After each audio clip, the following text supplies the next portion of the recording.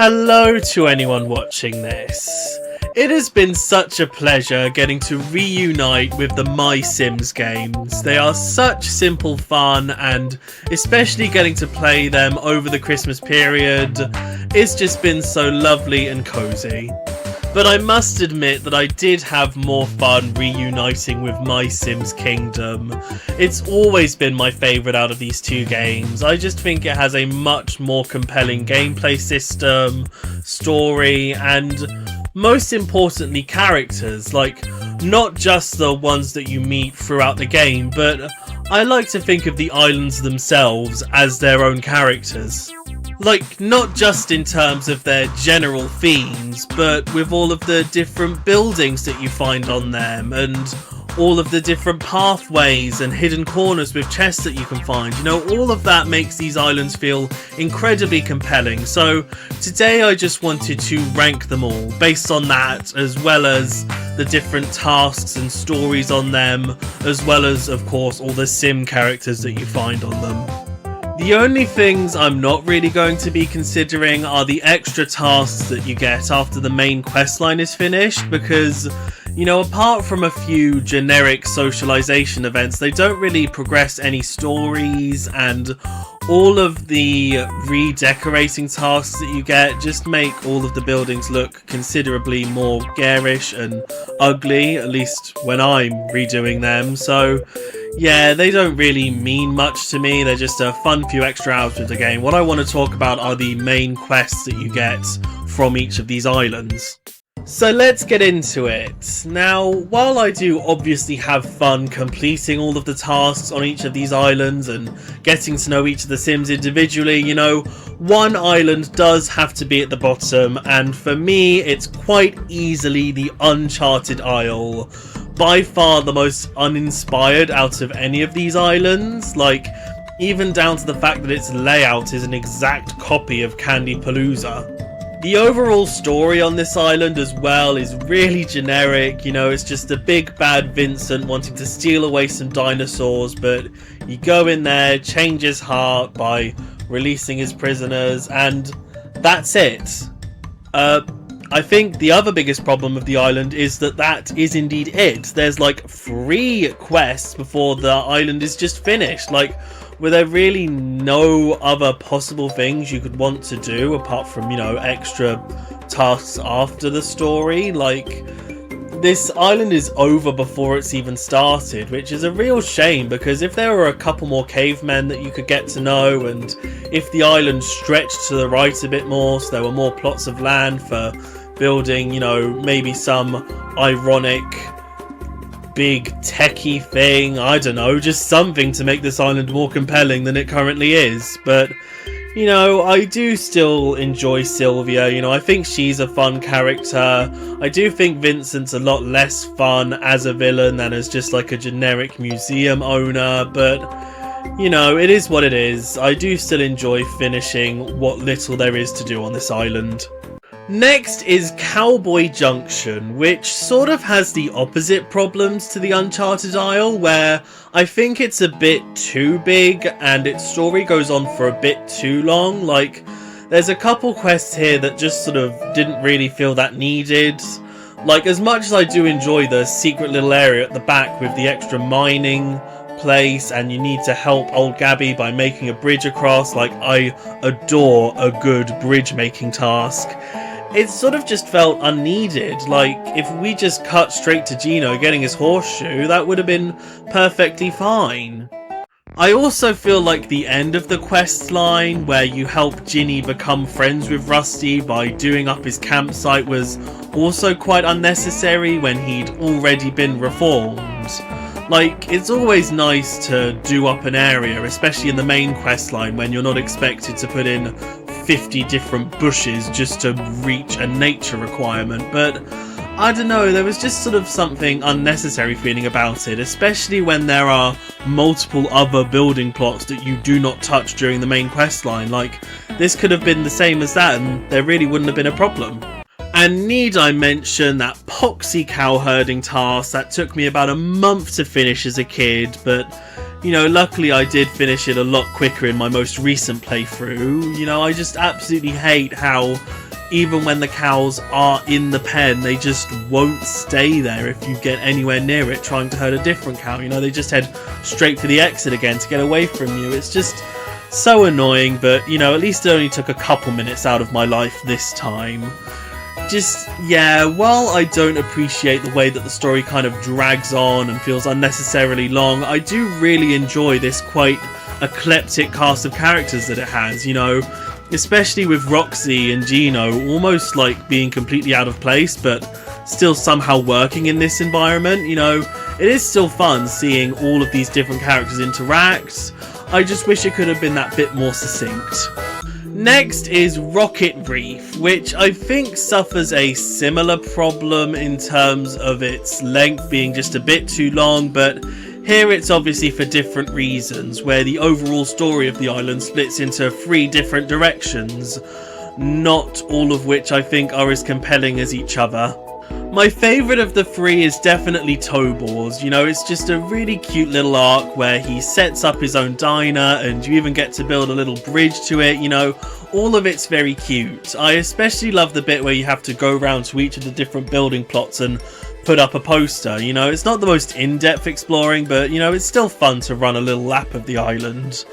I also do enjoy Alexa and Dr. F's story, where you just sort of redo their lab after it got exploded by the most recent rocket, and their pipe puzzle is the best in the game, mainly because it's the only one that, like, aesthetically fits the room or area that it's put into. The weak link for me here is Vector. Like, while I do enjoy his overall arc of finding the confidence to get on the rockets, I just don't really like the overall set of tasks you get in the training ground. Like, especially the one where you have to connect the arcade machine to electricity. Like, I'm sure 99% of players had completed that task before it was even assigned, because it's just that obvious of a thing to do. Like, you know, it doesn't feel like you actively do that much in the training ground until Dr. F and Alexa walk over to get the rocket set up, which is a fun final act to the island and does redeem it and put it above Cowboy Junction for me. It's just, again, overall, it feels like you do a bit too much that you didn't really need to do, and it just makes it feel like a touch of a drag, especially when the overall environment of the island isn't all that interesting to me. Like, apart from some scattered electrics, it doesn't really feel like it takes much advantage of the overall sci-fi theme that this island should have, unfortunately. So from here on out, I don't have any real problems with any of the following islands. It's just a matter of which ones I prefer over others. So next is Candy Palooza. Definitely a fun island where I find the non-DJ Candy characters to be surprisingly compelling, given how little they could have contributed to the island, you know, just being her groupies. But I really like the way that this island progresses. Like, you feel like you truly earn DJ Candy's appearance by initially setting up the different areas of the island. The only thing possibly holding this island back from getting any higher is the fact that it's one of the shorter islands in the game, but in this case it's understandable because, you know, there's not really much else in terms of story that I think this island has to tell. You know, it's a pretty low stakes, chill out sort of story where all you do is make sure that this concert goes well. You know, you set up the DJ's accommodation, you prepare the dance floor, both decorations and electricity wise, you shoo away some crabs, you know, all the normal things you do when preparing for a concert. So I think this island did all that it needed to in the end. Next is Capital Island, which just needed to be the little tutorial area for the game, but for me at least it feels like so much more than that. Like, this is one of the most fun islands to explore in the game for me, because while it's one of the biggest, it's also one of the most linear, so you truly feel like you earn every new part of the island that you get to explore, rather than being let loose and discovering all the secrets before you're really meant to, which I do enjoy in its own right, but especially for the first area in the game, you know, being given it piece by piece, it just makes it feel that bit more special. Like, my favourite part of the island, and probably the most memorable part in the whole game for me, is the big sea gate that you need to get past to get to Barney's house, because if you jump up on the ledge behind all of the gears, you can actually jump behind the gate before you actually unlock it, and the game actually has a special little cutscene that plays telling you off for exploring too much, which I don't mind. Like, it helps like prevent sequence breaking, which is always good, and it truly feels like a little Easter egg that you can go out of your way to find, and it's a truly hidden part of the game. Like, that's definitely a memory that holds more for playing through the game as a child, but I still just appreciate little things like that, and for me this was the biggest example of that in this game. But in terms of the actual important things, I do really enjoy how the overall story of this island progresses. You know, it feels like every single character is relevant in some way, you know. Even though Elmira is the first sim that you meet, unfortunately, you know, it helps establish the life that you're escaping by becoming the Wandalier, which is nice, and getting to help Barney, who is like such a genuinely good sport during the contest, you know, redo his house and help him get home, you know, all of that's really nice. So yeah, I just think this was a perfect introduction to everything about the game. It's just, you know, since it is at the start, the overall tasks that you do aren't as compelling as some that you see later on. Next is the Forest of the Elves, which is partly this high because it feels like it has the most secrets out of any of the different islands. Like, it feels like it has the most chests and most hidden little areas. Well, you know, not the most hidden, but it still feels like you need to go out of your way to certain fishing spots and stuff like that. So yeah, that's probably the most compelling part of the island, but I still appreciate everything else. Pretty much all the characters here, apart from Petal, did take me some time to fully appreciate, because they all start out a bit annoying and uncooperative, but once you get to the end and start getting to help them out, they become a lot more compelling.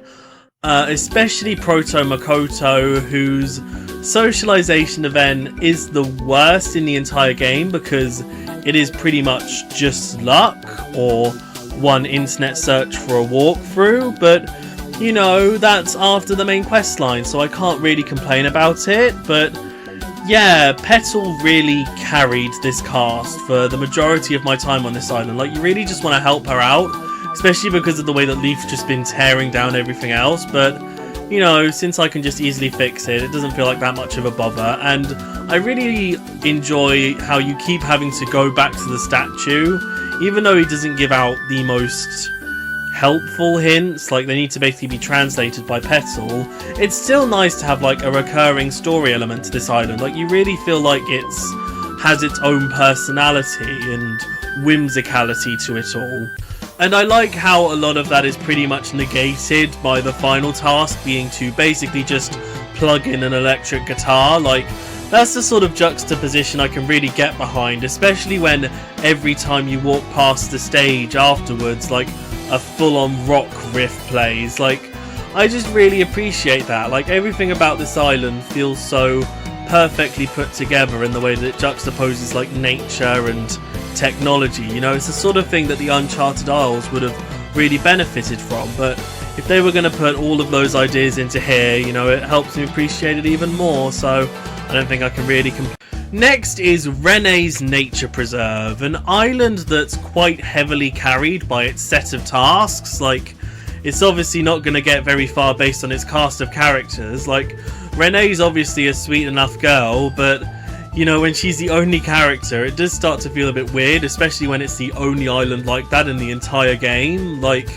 even though I don't think much of the side characters on Trevor Island, it still helped that island feel more alive, so it might have been nice if there were a couple tourists just plodding around, not really knowing what's going on, you know, something like that might have helped the island feel a bit more homely, I suppose.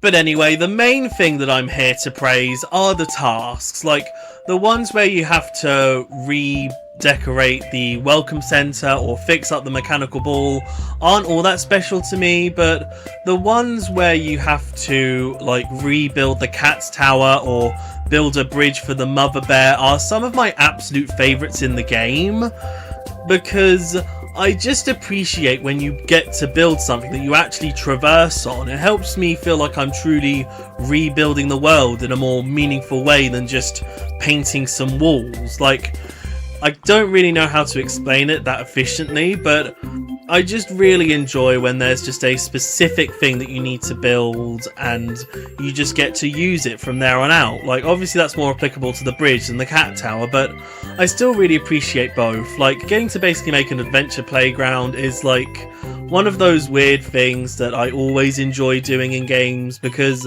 it just feels like this fun thing to explore and jump around on, even though it's obviously not that deep, it's just a load of stones. Also, I like the task where you have to go into the water and release the crabs, but that's obviously very different and not building related at all. Next is Trevor Island. Definitely my pick for the most farcical out of this selection. Like, just the entire idea that Trevor bought an entire island just for a stage play is the kind of concept I can absolutely get behind in this sort of game. The biggest drawback with it is definitely the fact that Gordon and Linda are basically non-characters here. Like, you never even need to talk to them once, and they don't give you any tasks. It's all Trevor, but you know, as basically just set dressing and an audience for the play, they make sense, and it's definitely better than just having Trevor on his own, because if it was just like me, Buddy and Lindsay meant to be watching this performance, I think that would be a bit more jarring, like almost like some sort of weird trap that Trevor's set up to like kidnap us or something weird. But yeah, my favourite part of this island is once again the tasks, mainly because you have a lot of freedom in what you want to do. Like, you're not just restricted to rebuilding a house or something like that. You can truly decorate these sets however you want, as long as you obviously stick within the theming guidelines, you know? You can really build whatever you want, and even though I did personally choose to just build some houses, it doesn't take away from the fact that I could have done practically anything and I still would have had me and Trevor stood in front of it doing whatever stage commands he needed. I will say my least favourite part of this island is definitely the task where you have to chase Trevor around near the final act. Like, not only does the audience not even try and follow you, they just sort of vacantly stare at the stage still, so it just sort of feels like you're doing it all for Trevor's amusement, but you'll constantly get stuck on corners or a ledge where you have to like basically go around half the island just to chase him out of it, which is incredibly annoying. But you know, once you get through that, you just sort of remember just how much fun you're having on this island. You know, Trevor is an incredibly interesting character, and like I said, just the entire premise of this island inherently works. It doesn't matter what tasks it had, I probably would have had a good time either way. Next is Spookane, which kind of feels like an improved version of Capital Island in the sense that it's one of the biggest in the game, but you only get to explore it chunk by chunk as you complete all the different missions. But, you know, since this is way later in the game, it's obviously way more in depth, you know, the type of characters that you meet and the type of tasks that you do. Like, especially that opening section where you have to grab all of the shinies in the castle, where once again it's sort of like an adventure playground where you just sort of have to build your own stairways up and down to get to all the little pieces of gold. You know, that's also one of my favourite tasks in the game, just because there's so many different ways to approach it. Then you get to decorating Zombie Carl's outdoor living space, which is nice, but then you get to Grandma Rufy, definitely my favourite part of this island, just because once again I enjoy the juxtaposition that she gives. Even though due to her corporate interest she immediately turns it around and just lets everything be incredibly spooky, just like everything else. Like, once again, that's the sort of fun farce I really appreciate with these stories, and the fact that this is all to take down a billboard that, as the Wandalier, you probably could have just been able to like lift up and turn around, but you know, it's not in a building space, so it doesn't count. You know, that's all just really great. But then you get to Morcubus, which is a bit of an anticlimax. Like, you don't even get to go into his castle, you just sort of open the outside gate and he gives up. Like, it sort of feels like you could have had just one more mission where you have to go into his castle and maybe redecorate, and then you stumble upon the book that you're looking for. But Still, I appreciate how it truly feels like the end of the island, like you've truly earned your way to it, and it's been a proper adventure for everything else, you know? That's, like I said, what I appreciate about these linear islands. You truly feel like you get to explore them rather than just run around them. Next is Qtopia, which is sort of like the inverse of Spookane in a lot of ways, like not just thematically, you know, being mostly cute with a little spooky corner, but just in being an open space. But it does the open space type of island in the way that I really enjoy, so yeah, overall it just beats it out. What I enjoy most about this island though is definitely its characters and how they work off of each other. Like, even though it's a bit tropey, you know, the bitchy queen's son falls in love with the outsider girl, it's just the way that they do it all that I really appreciate. Like, especially the task where you have to help Daniel go on a date with Violet and have to keep out all the spiders. You know, it feels like a really good plot reason to just have all of these spiders only scare the, like, cute prince rather than the goth girl. And the fact that you can cheese it by just putting up fences is incredibly entertaining, even though I really didn't realise you could do that as a kid. But my favourite tasks here are definitely the ones where you go and save Violet. Like, the fact that all you need to do to distract Spencer is figure out that he enjoys computers and then plug in a computer. Like, that's fun on its own, but then having to, like, make a stairway up to Violet, you know, it's that adventure playground effect once again that I just really appreciate. And then having like a comically quick resolution, like, yay, everyone's happy, and Violet even likes the decrepit castle that she's been put in, you know. Just everything about this island really comes together, and it definitely feels like the most developed plot out of all of these islands, even though once again it's not that deep. But now it's time for my number one, and even though this is quite a consensus pick amongst the fan base, you know, there is a reason that everyone loves the Royal Academy so much. You know, it's got some of the most fun characters, it has a four-way branching set of tasks that somehow feel compelling and not a drag to complete because of how they intersect and weave with each other between the pair of girls and the pair of boys. Just everything about this island is just sort of the peak of what this game can deliver in terms of fun.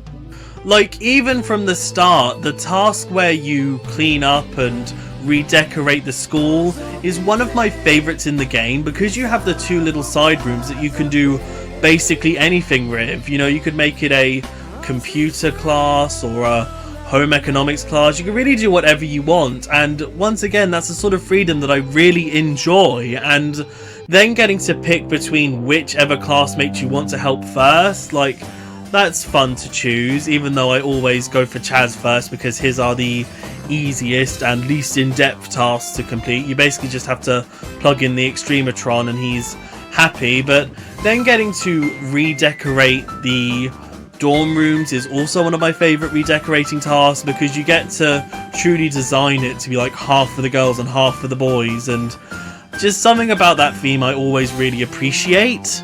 And then it, of course, all leads up to the dance, which is basically the only task in the game that has an active effect on the plot. Like, even though it basically just changes the cutscene in terms of who dances with who, and I don't know anyone who would put Travis with Summer, I still enjoy that there is a choice, and it just feels like the perfect cap-off to this island's overall questline.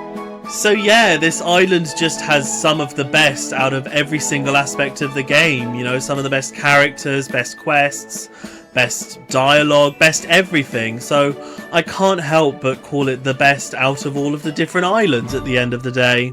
So yeah, that's everything properly ranked. I do hope I didn't ruffle too many feathers in the Mysims community. Just, I really appreciated getting to reconnect with this game, especially on more modern hardware that supports button controls. It helped me feel like I was playing the game in an entirely fresh new way that I just really enjoyed. And, you know, even though I really don't enjoy some of these islands as much as others, I do still appreciate the overall diversity that they bring to the selection in terms of their themes and especially the type of furniture that you get from them all. You know, every island does feel like it serves a purpose here, and like I said, the overall gameplay of this game is fun enough that even with my least favourite islands, I still enjoy the overall gameplay of them. So yeah, just this is a lovely game. It's definitely not for everyone, especially if you haven't played it before, but